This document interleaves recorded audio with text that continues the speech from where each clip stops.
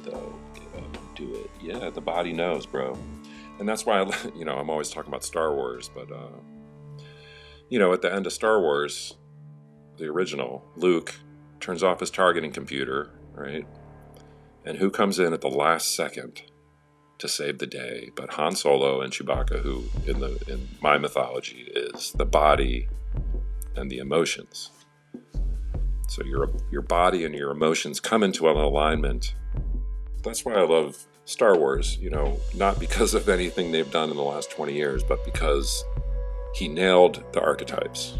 The archetypes are perfect in those movies. Like, if somebody can point out a flaw, I would love to hear it. Star Wars is not going to be for everybody, especially because it feels kind of dated nowadays. But, the Rescue the Princess video, I don't know if you've watched it, but it's pretty basic. I mean, it's the hero's journey.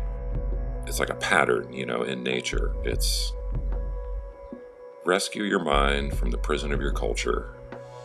Defeat your fear of death. That's defeating the Death Star, and then face your dark side. I mean, that's the story of Star Wars. They don't say to Luke, go kill Darth Vader.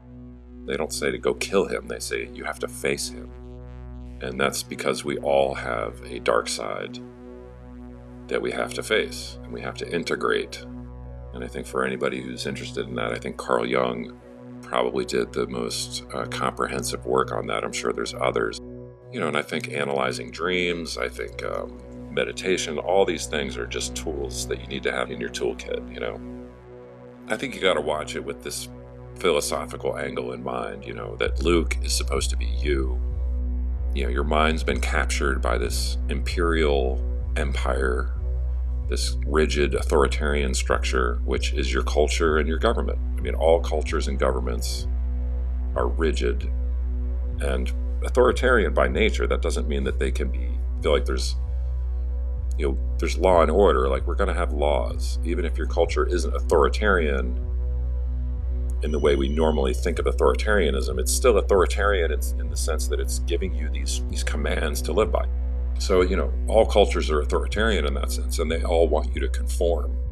And you're brought up with it before you even realize what it is.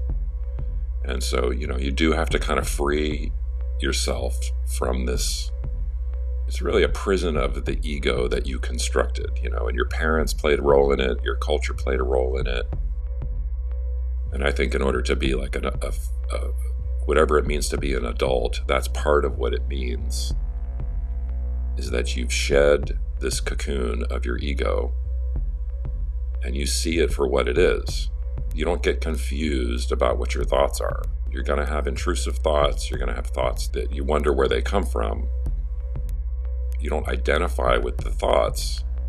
You just allow them to flow, and you don't hold on to them, and you don't give them any more weight than they deserve.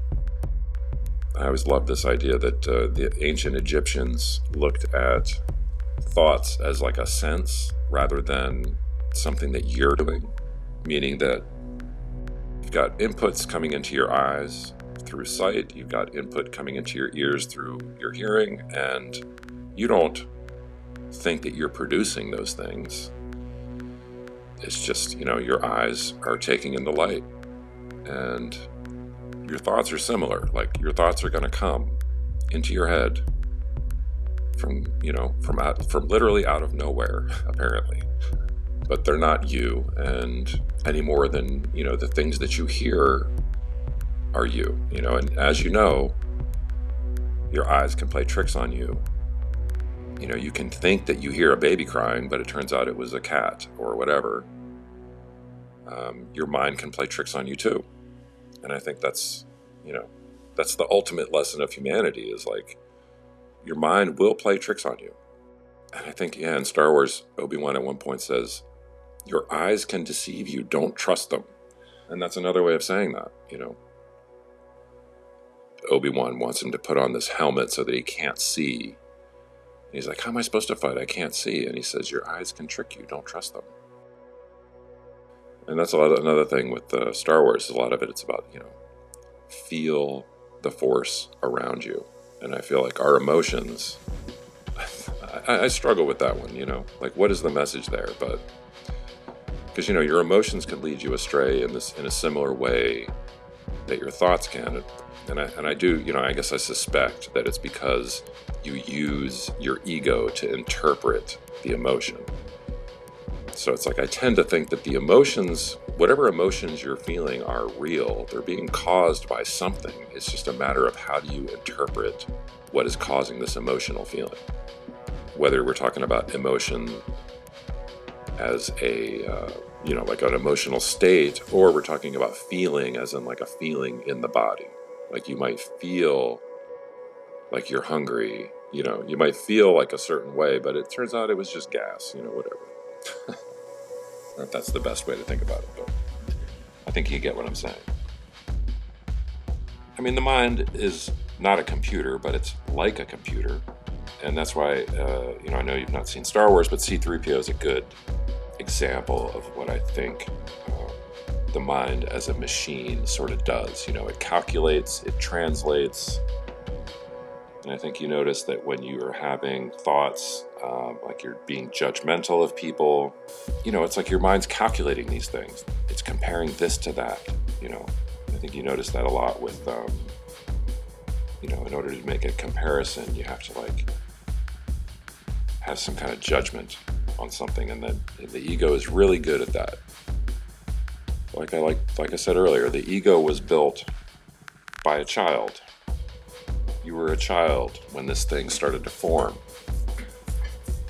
And if you're still trusting it as an adult, you're going to, I really feel like you're going to run into trouble. And it might not be obvious at first.